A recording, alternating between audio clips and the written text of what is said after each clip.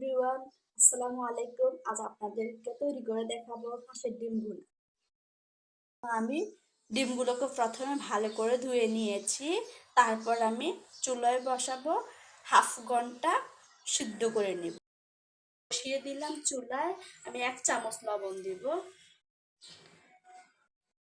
যেহেতু আমার ঘরে বেকিং সোডা ছিল না, তাই আমি লবণ দিয়েছি, আপনারা বেকিং সোডা দিতে পারেন। আমি আবার ঢাকনা দিয়ে এটা ঢেকে রাখবো হাফ ঘন্টা।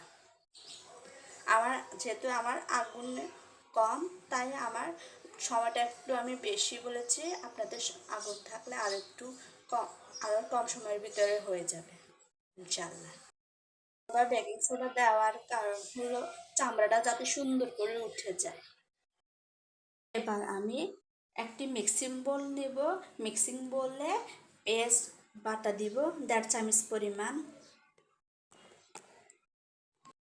রসুন বাটা দিব হাফ চামচ পরিমাণ,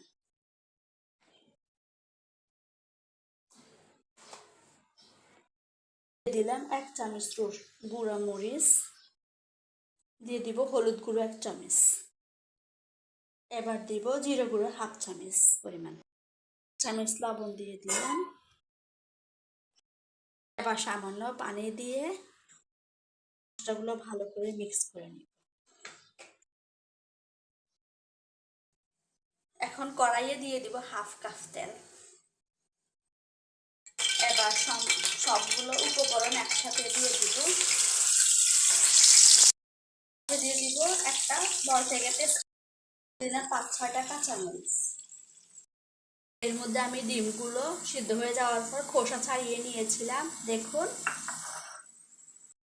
এখন আমি ডিমগুলো একটু কেটে দেব। কেটে দেওয়ার কারণ হলো মশলাগুলো যাতে ডিমের ভিতরে ঢুকতে পারে। আমি মশলার ভিতরে ডিমগুলো বসিয়ে দেব।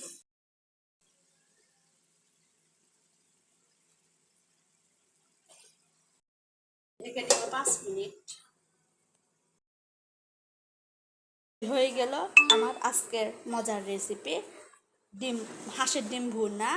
আপনাদের কাছে রেসিপি যদি ভালো লেগে থাকে, প্লিজ লাইক কমেন্ট শেয়ার করবেন এবং সাবস্ক্রাইব করতে ভুলবেন না। আল্লাহ হাফেজ।